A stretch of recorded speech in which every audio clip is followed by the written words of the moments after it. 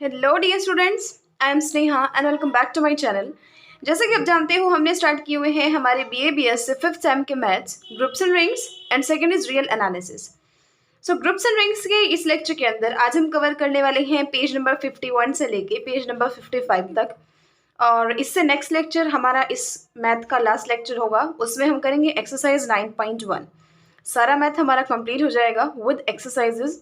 और प्लेलिस्ट मैंने sequence wise लगा रखी है, आप प्लेलिस्ट में उसका लिंक चेक कर सकते हो, वहाँ से आप कर सकते हो।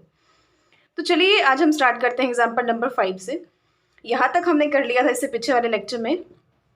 एग्जाम्पल नंबर 5 में क्या कहा, illustrate with the help of an example.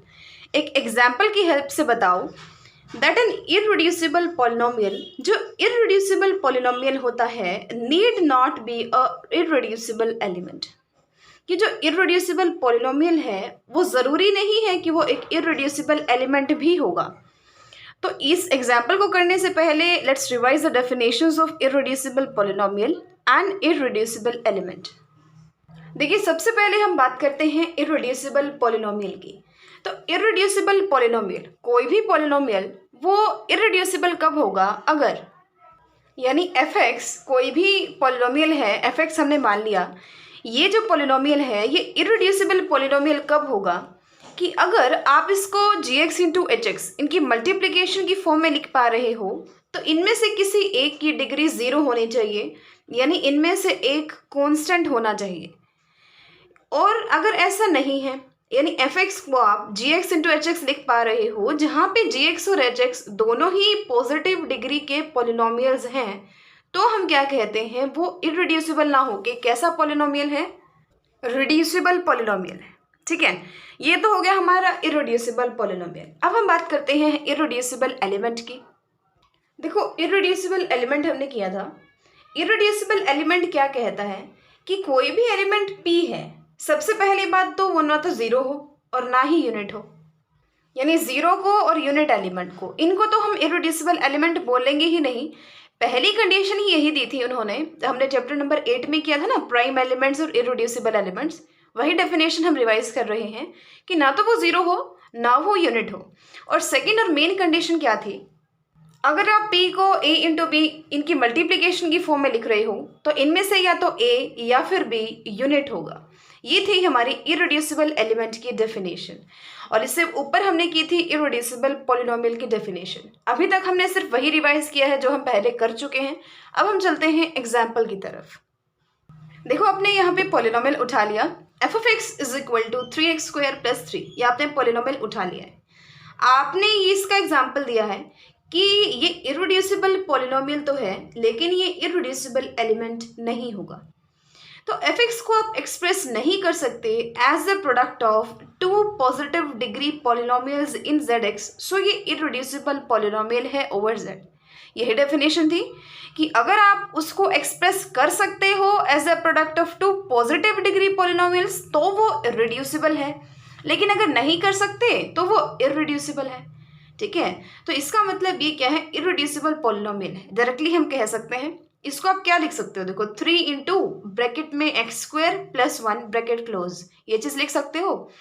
यानी इसको आप दो पॉलिनोमियल्स के प्रोडक्ट में लिख रहे हो, लेकिन उनमें से एक की डिग्री 0 है, यानी ये पॉलिनोमियल 3 की डिग्री 0 है ना, 3 कांस्टेंट पॉलिनोमियल है, कांस्टेंट पॉलिनोमियल की डिग्री 0 होती है। यानी आप इसको जब प्रोडक्ट या तो लिख ही नहीं रहे, और अगर लिख पा रहे हो तो पॉलिनोमियल्स के प्रोडक्ट की फॉर्म में, तो उनमें से एक की डिग्री 0 है, तो इसीलिए इररिड्यूसिबल पॉलिनोमियल है ओवर z। प्रूव क्या करना है हमने कि ये इररिड्यूसिबल एलिमेंट नहीं है। तो देखो, fx है 3x² + 3 है, इसको इस टाइप से लिख सकते हो, ये दो पॉलिनोमियल्स की प्रोडक्ट है g इंटू h।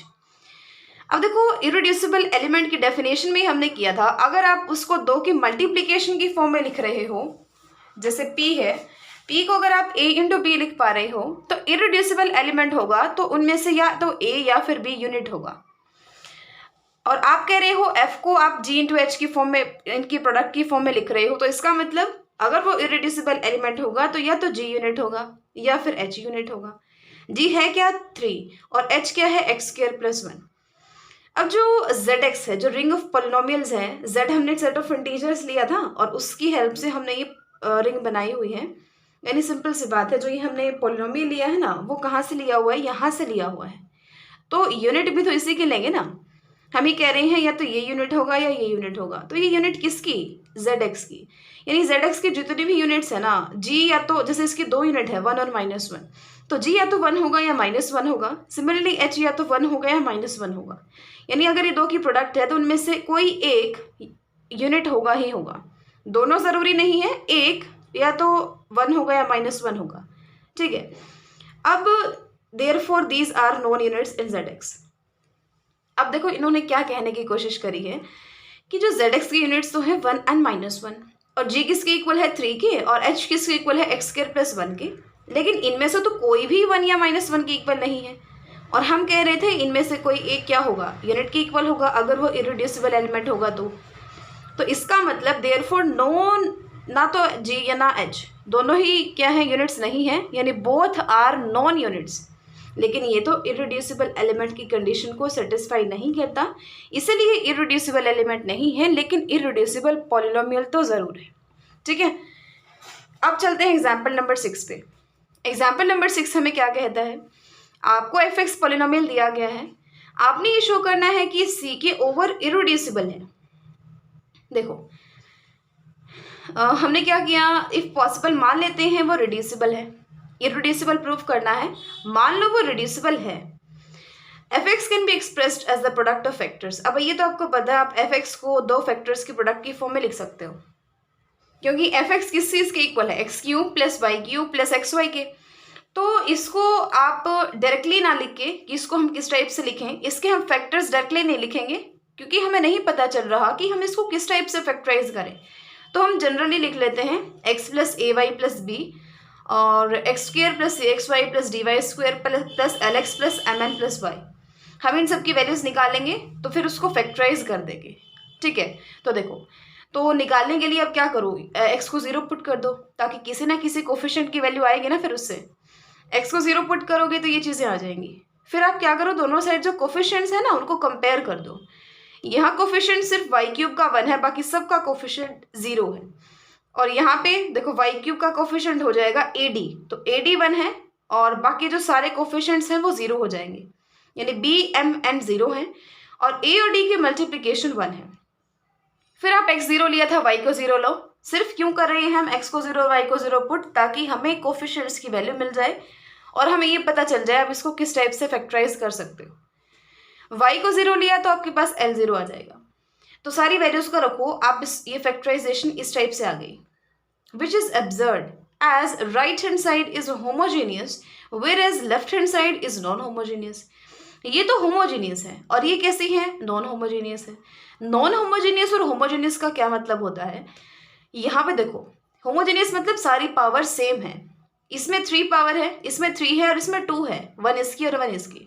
इसमें देखो 1 है 1 है, ठीक है, ये भी होमोजीनियस पार्ट है, ये भी 2 है, यहाँ भी 2 है, C तो कांस्टेंट है ना, इसको तो अलग रखो, D कांस्टेंट है, इसको अलग रखो, 2 है, यानी यहाँ सबकी 2 2 है और यहाँ 1 1। तो राइट हैंड साइड तो होमोजीनियस है, ये left hand side non homogeneous है, और आप कह रहे हो कि ये और ये लेफ्ट हैंड साइड और राइट हैंड साइड इक्वल है, तो ये तो पॉसिबल ही नहीं है। Thus our supposition is wrong, supposition जो है हमारी रॉन्ग है। सपोजिशन हमने क्या की थी कि जो मान लेते हैं वो रिड्यूसिबल है, यानी वो रिड्यूसिबल नहीं है। fx कैसा है, इररिड्यूसिबल है, ठीक है ना। यहाँ इररिड्यूसिबल पॉलिनोमियल वाली बात हो रही है, इररिड्यूसिबल एलिमेंट नहीं, इररिड्यूसिबल पॉलिनोमियल, ये चीज ध्यान रखना। 7th क्वेश्चन, अगर if -2 iota is a root of fx is equal to this, ये आपको पॉलिनोमियल दिया और -2 आयोटा आपको रूट दिया है इसका, आपको इसको सोल्व करना है कंप्लीटली। जैसे हम छोटी क्लासेस में करते थे, क्यूबिक इक्वेशन दे देते थे, वो एक उसका रूट दे देते थे और बाकी 2 रूट हमें निकालने होते थे, तो हम उसको सोल्व करते थे, इजीली सोल्व कर लेते थे।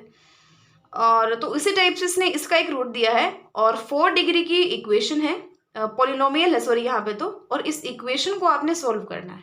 देखो सबसे पहली चीज़, ये आपको रूट दिया है, अब -2 आयोटा अगर रूट है तो 2 आयोटा भी तो रूट होगा ना, क्योंकि जो कॉम्प्लेक्स रूट्स होते हैं वो पेयर्स में अक्कर होते हैं। मतलब अगर कोई भी पॉलिनोमियल है और उसका x + आयोटा y उसका एक रूट है, तो तो x माइनस आइटा वाई भी उसका एक रूट होगा। ये पेयर में होते हैं। अगर x प्लस आइटा वाई किसी पॉलिनोमियल का रूट है तो उसका एक दूसरा root x minus iota y भी ज़रूर होगा। तो -2 आइटा इसका एक रूट है, तो प्लस का 2 आइटा भी इसका एक रूट हो जाएगा, क्योंकि इसको x प्लस आइटा वाई मान लो तो x माइनस आइटा वाई इसका क्या बन जाएगा, 2 आइटा। तो इसका मतलब ये भी इसका एक रूट है, ये भी इसका एक रूट है।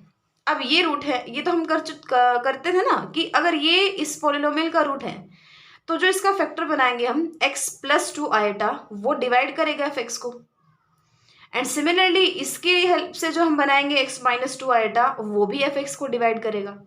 इसका मतलब जो f(x) है वो डिविजिबल है किससे, इससे भी और इससे भी, यानी x प्लस 2 आइटा वाई से भी और x माइनस 2 आइटा वाई से भी, तो उनकी प्रोडक्ट से भी डिविजिबल होगा। जैसे वो 2 से भी डिविजिबल है, 3 से भी डिविजिबल है, तो उनकी प्रोडक्ट यानी 6 से भी डिविजिबल होगा ना, वो चीज़ है। इसको इसने सॉल्व कर लिया, x² प्लस 4 आ गया। यानी हमें यहाँ तक क्या पता चला कि जो f(x) है ना वो डिविजिबल है x² प्लस 4 से। अब जब आप f(x) आपको ये पॉलिनोमियल दिया है तो आप क्या करो, x² प्लस 4 हमें पता चल गया इसका एक रूट बनेगा। तो f(x) आपके पास है, x² प्लस 4 आपके पास है, आप इसको इससे डिवाइड करके और क्वेश्चन निकालो क्या आएगा। देखो सॉल्व करते हुए कई बार मिस्टेक हो जाती है, तो मैंने आपके लिए ये सॉल्व कर दिया है। और एक रूट हमारा ये था, तो डिवाइड किया तो रिमाइंडर आ गया 0, तो दूसरा रूट आ गया इसका ये। यानी इसको आप इसकी और इसके प्रोडक्ट की फॉर्म में लिख सकते हो। ये तो हमें पता है ना कि जो a, मान लो ये a है और ये b है, तो आप a को क्या लिख सकते हो, BQ प्लस r लिख सकते हो। r यानी रिमाइंडर, वो तो 0 आया है, तो a यानी इसको आप इसकी और इसकी प्रोडक्ट की फॉर्म में लिख सकते हो। ठीक है, फिर इसने क्या किया, जो x² प्लस 3x प्लस 2 वो था ना, उसकी फैक्टर निकाल लिए इसने, x प्लस 1 और x प्लस 2, यानी इसको आप इन तीनों की प्रोडक्ट की फॉर्म में लिख रहे हो। तो आपको रूट्स ही निकालने थे, तो अब उस पूरी की वो जो पूरी इक्वेशन है f(x) वो इनकी प्रोडक्ट की इक्वल है, तो जो उसके रूट्स हैं वही इसके रूट्स होंगे। तो देखो यहाँ से हमारे पास -2 रूट आ गया, यहाँ से -1 रूट आ गया, और इसके रूट्स कौन कौन से होंगे ये तो हमें पता ही है, -2 आयोटा और +2 आयोटा, उनकी हेल्प से ही हमने ये बनाया था ना। तो ये 4 इसके रूट आ गए और यही आपको काम करना था, उसको सोल्व ही करना था। 8th एग्जाम्पल, p अगर कोई प्राइम नंबर है, आपने शो करना है कि जो ये पॉलिनोमियल है x raise to the power n minus p, ये इररिड्यूसिबल होगा over the field of rationals. ये इररिड्यूसिबल होगा रैशनल्स के फील्ड के ओवर, p जहाँ पे एक प्राइम नंबर है। देखो f(x) क्या है, x raise to the power n minus p है, तो इसको ना आप एक पॉलिनोमियल की फॉर्म में लिखो। जो कांस्टेंट है वो यहाँ लिखा, plus 0 into x plus 0 into x square and so on. Highest power x की पावर n है, तो इसका कोफिशिएंट है 1, लिखा हमने। अब f(x) क्या है, एक पॉलिनोमियल है जिसके कोफिशिएंट्स क्या हैं, इंटीजर्स हैं, तो ये इंटीग्रल कोफिशिएंट्स वाला पॉलिनोमियल है। अब जो प्राइम नंबर p है वो डिवाइड करता है each coefficient of f(x) except the coefficient of x raise to the power n। हम क्या करेंगे, इस एग्जाम्पल को सॉल्व करने के लिए हम क्या लगाएंगे, इररिड्यूसिबिलिटी क्राइटेरिया।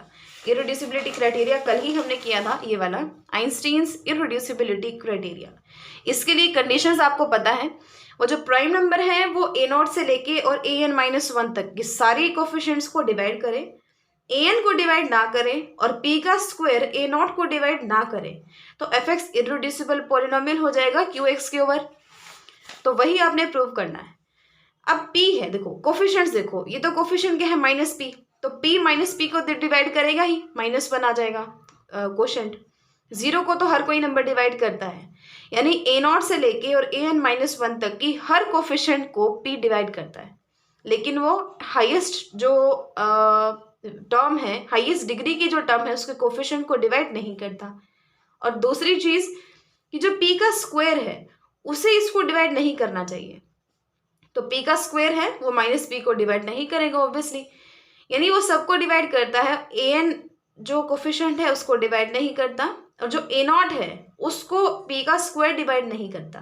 यानी आइंस्टीन्स इररिड्यूसिबिलिटी क्राइटेरिया हम लगा सकते हैं, तो f(x) इररिड्यूसिबल हो जाएगा over q the field of rationals. ये हमने रिजल्ट लगाया है, क्योंकि वो कंडीशंस को सेटिस्फाई करता है तो ये क्राइटेरिया हम लगा सकते हैं, तो वो इररिड्यूसिबल हो जाएगा।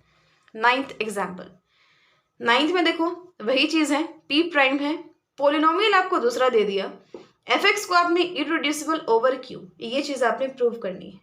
यहाँ भी आप इररिड्यूसिबिलिटी क्राइटेरिया ही लगाओगे। वहाँ सिंपली लग गया था, यहाँ कैसे लगेगा देखो, वो देखो।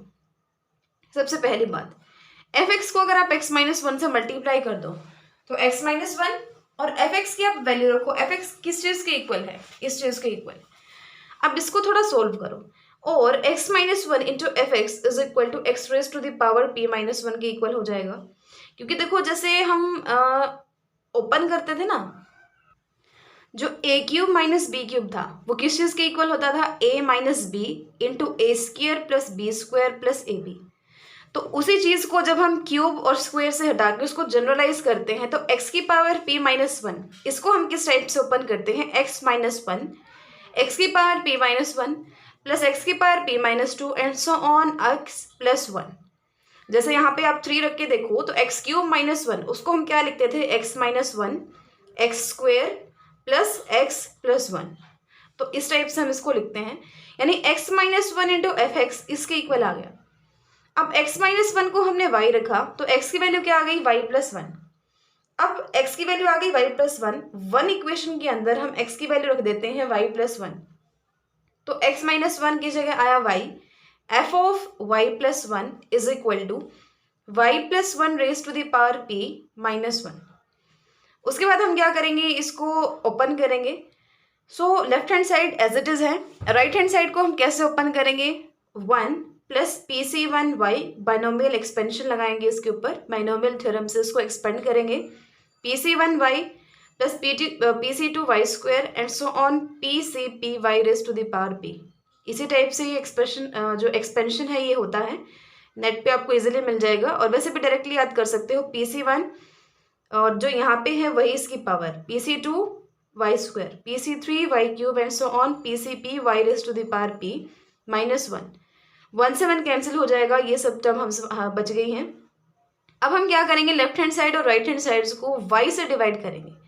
सो f of y plus one is equal to Y raise to the power p minus one plus P C P minus one Y raise to the power p minus two. इसने जो पीछे वाली टर्म है वो first number पे लिखी, फिर ये वाली यहाँ, फिर ये वाली यहाँ और ये वाली लास्ट में।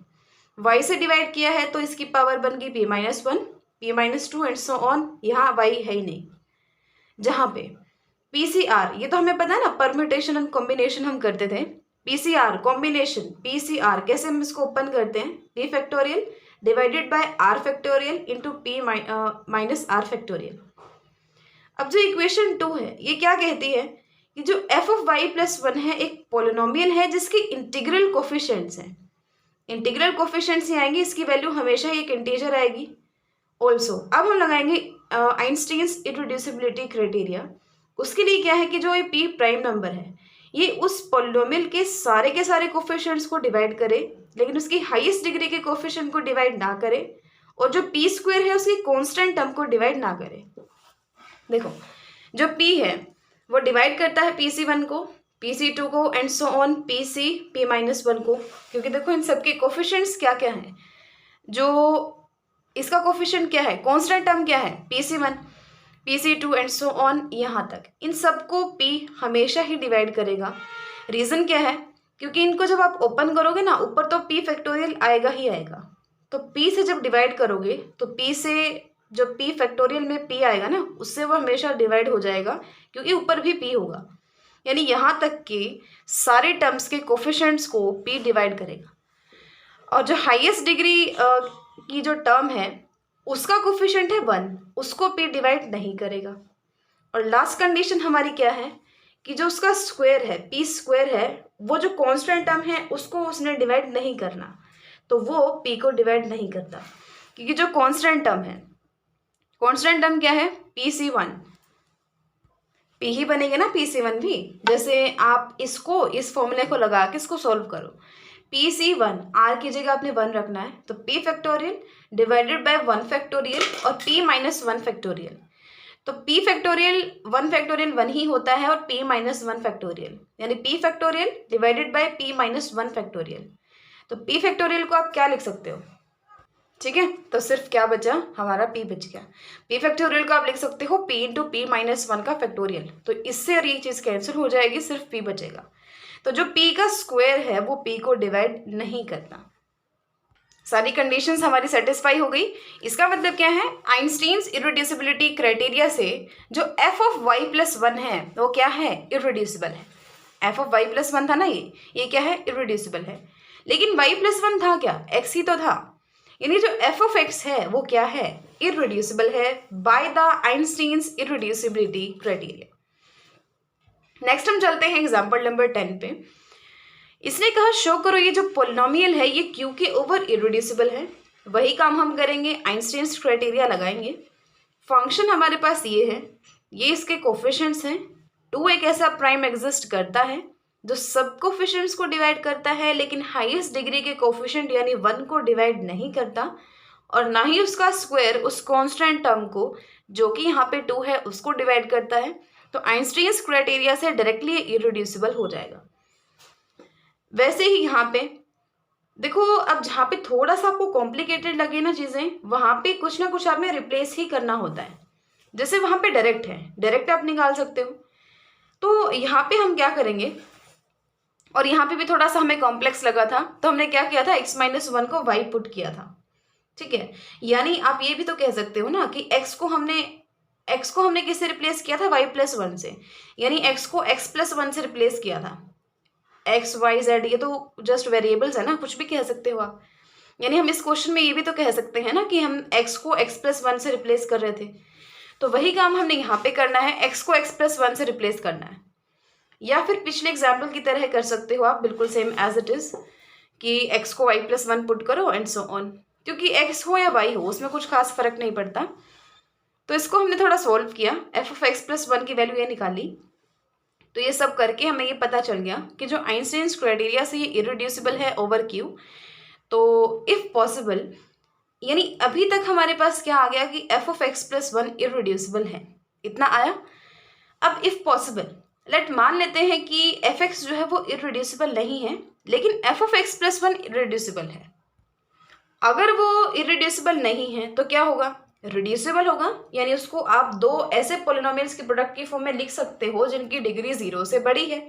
यानी एफ एक्स को आप जी एक्स इंटू एच एक्स लिख सकते हो, जहाँ जी एक्स की डिग्री भी 1 से बड़ी है और एच एक्स की डिग्री भी 1 से बड़ी है। अब अगर आप इनको इस टाइप से लिख सकते हो तो एफ ऑफ x+1 को भी तो आप gx+1 इंटू एच एक्स+1 की प्रोडक्ट की फॉर्म में लिख सकते हो, क्योंकि जस्ट x को हमने x+1 से रिप्लेस कर दिया। ये तो हमारी चॉइस है।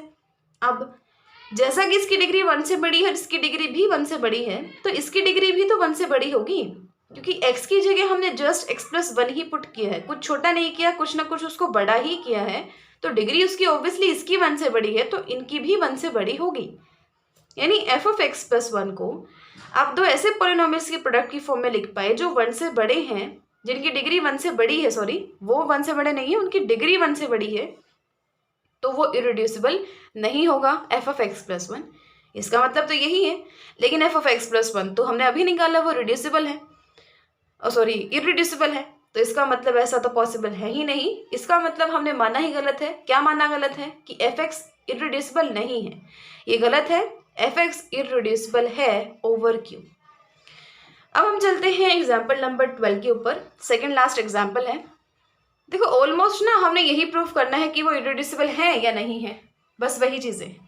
एफ एक्स आपके पास है, इसमें आप एक्स को x-1 से रिप्लेस कर दो, ये आया 3 प्राइम नंबर है, आइंस्टीन्स इररिड्यूसिबिलिटी क्राइटेरिया से इररिड्यूसिबल हो गया। वही काम यहाँ करेंगे। मान लो एफ एक्स इररिड्यूसिबल नहीं है तो इसका मतलब ये भी इररिड्यूसिबल नहीं होगा, कॉन्ट्राडिक्शन आ जाएगी, तो ये इररिड्यूसिबल हो जाएगा। लास्ट एग्जाम्पल देखो, ये पॉलिनोमियल है, x को आपने x+2 से रिप्लेस करना है, फिर इन यहाँ पे 3 ऐसा प्राइम एग्जिस्ट कर जाएगा, फिर आइंस्टीन्स क्राइटेरिया और फिर इररिड्यूसिबल, बिल्कुल सेम है। देखो एक, अब आप कहोगे हम ये याद कैसे रखेंगे कि इसमें हमने क्या पुट करना है। देखो ये दो तो बिल्कुल सेम है, ये है इसमें आपने x को y+1 से रिप्लेस करना है, और x की पावर 4+1 वाले में x को x+1 से रिप्लेस करना है। ये जस्ट आपको याद रखना पड़ेगा, क्योंकि ये रखने से ही आपका आंसर आने वाला है।